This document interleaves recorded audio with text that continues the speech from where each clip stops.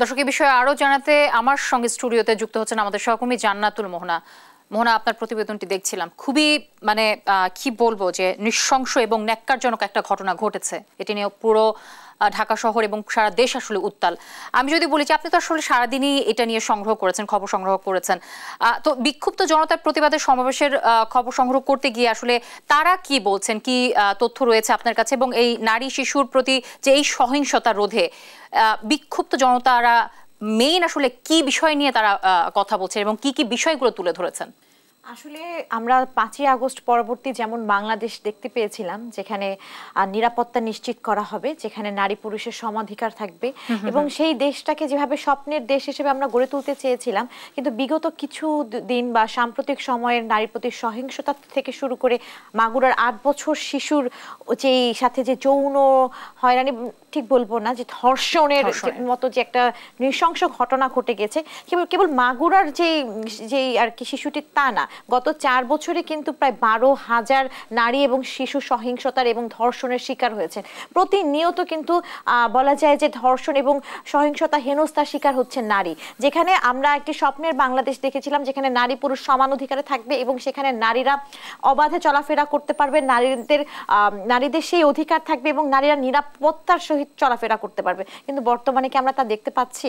আমরা কিন্তু তা মোটেও দেখতে পাচ্ছি না। তো এখানে যখন আমরা কথা বলছি যে কেন আপনারা মনে করছেন যে নারীদের সাথে আপনাদের যে সহিংসতা, বা আপনারা কেন মনে করছেন যে এখন নারীর প্রতি সহিংসতা বেড়ে গেছে, তো বেশিরভাগ বিক্ষুব্ধ জনতা আমাদেরকে জানিয়েছেন যে এর অন্যতম কারণ আইন শৃঙ্খলার অবনতি, সরকারের পক্ষ থেকে আইন শৃঙ্খলার অবনতি, এটা স্পষ্ট। এবং সেই বিষয়ে সরকার যেমনটা সংস্কার নিয়ে কথা বলছে, কিন্তু আইন শৃঙ্খলার সংস্কার কিন্তু তা দেখতে পাচ্ছে না। আমি একটা জিনিস ইন্টারাপ্ট করছি, যে 90 দিনের মধ্যে যে একটা কথা বলা হয়েছে যে বিচারের একটা, আজকে এটা ধর্ষণ হওয়ার পর প্রতিবাদ সমাবেশ করার পর বিক্ষুব্ধ জনতার একটা চাপের মুখে পড়ে সরকার বলেছেন এই সিদ্ধান্ত নেওয়া হয়েছে, কিন্তু এই সিদ্ধান্ত তো নেওয়া তো আজকের কথা ছিল না। 5ই আগস্টের পর 8ই আগস্টের পর যখন সরকার গঠন করা হয়েছে, তখনই তো ভাইটাল যে বিষয়গুলো রয়েছে, এই ধরনের নারী ও শিশু নির্যাতন দমন আইন সহ বিভিন্ন আইনের সংস্কার সবার পূর্বে করা উচিত ছিল, এবং এটা তো অনেক বেড়ে গেছে। কেননা একটা আমাদের বাংলাদেশ যে রিফর্মের মধ্যে দিয়ে যাচ্ছে, যেখানে আইন শৃঙ্খলা পরিস্থিতি এত অবনতি, সেখানে এই বিষয়গুলো তো একটি জানা কথাই যে বাংলাদেশের মতো একটা দেশের মধ্যে এ ধরনের সহিংসতা ঘটতে থাকবে। তখন তাদের কি করা উচিত ছিল? তখন তাদের দরকার ছিল এই ধরনের আইন কঠোর করা, যারা ধর্ষক তাদেরকে শাস্তির আওতায় আনা।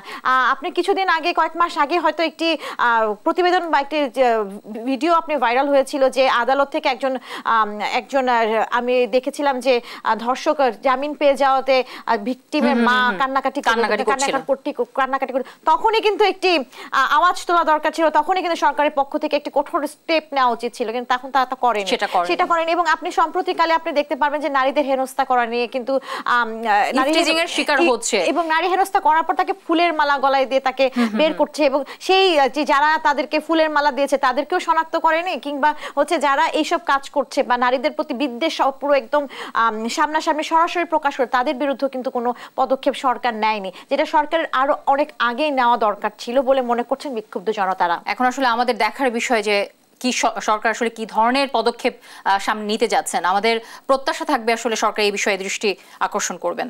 ধন্যবাদ মোহনা আপনাকে।